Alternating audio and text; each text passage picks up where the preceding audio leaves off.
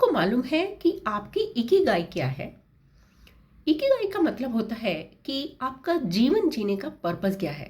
आपका इस जीवन का क्या पर्पस है? मेरे जीवन का पर्पस है यानी मेरी इकिगाई है दूसरों की हेल्प करना। जितना मुझसे हो सकता है मैं कोशिश करती हूँ कि मैं सबके काम आ सकूँ। तो आपका भी कुछ पर्पस होगा इस जीवन का, वही है आपकी अपनी इकिगाई। यानी ये इकिगाई कुछ भी हो सकती है। हर आदमी के लिए इकिगाई का मतलब अलग अलग होता है। किसी के लिए होता है कि सिर्फ रोज सुबह उठना, काम करना, घर के काम करना या बाहर के काम करना, फैमिली देखना, बच्चों के साथ टाइम स्पेंड करना, बस यही है। और बहुत से लोगों का इकिगाई है दूसरों की हेल्प करना, दूसरों के काम आना। ठीक है। किसी का इकिगाई का मतलब है पूरी दुनिया घूमना, पूरी दुनिया को एक्सप्लोर करना। किसी का इकिगाई है कि एक अनाथालय खोलना, बड़े बुजुर्गों की सेवा करना। तो इकिगाई हर आदमी के लिए अलग अलग है। तो चलिए आज हम यही बात करते हैं कि इकिगाई आखिर है क्या, या मैं इसको अपने जीवन में या अपनी लाइफ में कैसे मैं ये उतार सकता हूँ कि मेरी इकिगाई क्या होनी चाहिए। इकिगाई का मेन मत पर्पस यह भी है कि आप अपने जीवन को अच्छे से गुजारें, अच्छे से जिएं। तो चलिए कुछ अगेन नॉट रूल्स बट कुछ 7 से 8, 8 से 10 एक तरह के रूल्स हैं कि ये इकिगाई का मतलब होता है कि आपको अपने जीवन में क्या क्या करना चाहिए अच्छी तरह से जीवन जीने के लिए। सबसे पहला है stay active, don't retire. Stay active का मतलब है, अगर आपने सुना होगा कि जापान के लोग सबसे ज़्यादा जीते हैं, सबसे ज़्यादा उनका लाइफ स्पैन है। क्यों? क्योंकि उनकी अपनी एक इकिगाई है, वो उसी पैटर्न पर, उसी रूल्स को फॉलो करते हैं। तो सबसे पहला जो मेन रूल है, नॉट रूल बट ये आपको जीना सिखाता है और आपको जीवन का पर्पस देता है, ये है स्टे एक्टिव। स्टे एक्टिव का मतलब है कभी भी लेथार्जी मत बनिए, आलस मत करिए। Don't retire. डोंट रिटायर कि सपोज आप रिटायर हो गए हैं, या अगर आप रिटायर नहीं भी हो, कुछ भी काम नहीं करते हैं, तो अपने आप को एक्टिव रखिए। अगर आपने जॉब करनी छोड़ दी है तब भी आपको गार्डनिंग पसंद है, आपको कुछ वॉलंटियरिंग वर्क पसंद है, वो करिए।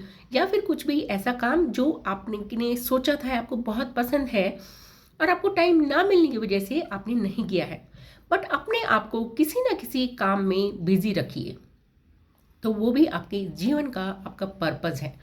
सेकेंड है टेक इट स्लो।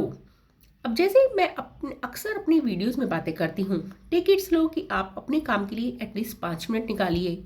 1% रूल को फॉलो कीजिए कि कल आप जहाँ थे आप आज उससे आपने कितना बेटर किया है। किसी भी काम में भाग दौड़ मत कीजिए, धीरे धीरे करिए और आप देखेंगे कि आपने एक दिन जहाँ जो आप अचीव करना चाहते थे वो आपने अचीव कर लिया है। बट जो आप करना चाहते हैं उसको एटलीस्ट रोज करिए। थर्ड है जो रियली बहुत ही इंपॉर्टेंट है, ये है डोंट ओवर ईट। हम सभी लोग बहुत बार ओवर ईटिंग कर लेते हैं, जिससे हमारा फिजिकल और मेंटल हेल्थ पर बहुत फर्क पड़ता है। जापानी लोग जो होते हैं वो हमेशा 80% रूल को फॉलो करते हैं और वो हमेशा छोटी प्लेट में खाना खाते हैं। छोटी प्लेट तो मतलब आपने जितना खाना लिया तो वो एक तरह से उसका जो पोर्शन है खाने का वो आपने थोड़ा कम खाया, या वो जब उनको लगता है कि अब उनका पेट भरने वाला है, ठीक है, तो वहीं रुक जाते हैं। तो मतलब उन्होंने 20% छोड़ दिया, उन्होंने सिर्फ 80% ही खाना खाया। तो यही है 80% रूल। इससे आप बैलेंस रहेंगे, आप लाइट फील करेंगे और आप धीरे धीरे खाइए और अच्छे से चबा कर खाइए। आपका जब मन सेटिस्फाई हो जाए तब आप रुक जाइए, ना कि जब तन सेटिस्फाई हो जाए। तो जैसे ही मन सेटिस्फाई हो जाए कि बस अब और नहीं, चाहे भूख और हो लेकिन नहीं खाना है, यही है आपका 80% रूल, यानी कि सिर्फ 80% ही खाना खाना है। तो इसका सबसे अच्छा है कि छोटी प्लेट लीजिए, उसमें खाना खाइए।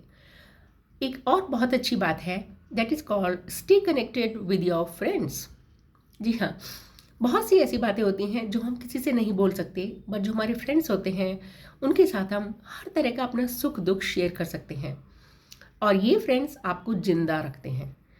जी हाँ, जिंदा रखने का मतलब है कि ये आपकी मेंटल हेल्थ के लिए फ्रेंडशिप बहुत ज़रूरी है, क्योंकि फ्रेंड्स आपको सुनते हैं, आपको सलाह देते हैं और आपको शांति मिलती है उनसे बातें करके, उनसे अच्छा लगता है। वो आपको एनकरेज करते हैं, आपको आपकी इकिगाई ढूंढने में, आपको आपकी जीवन का पर्पस पूरा करने में आपके फ्रेंड्स आपकी हेल्प करते हैं।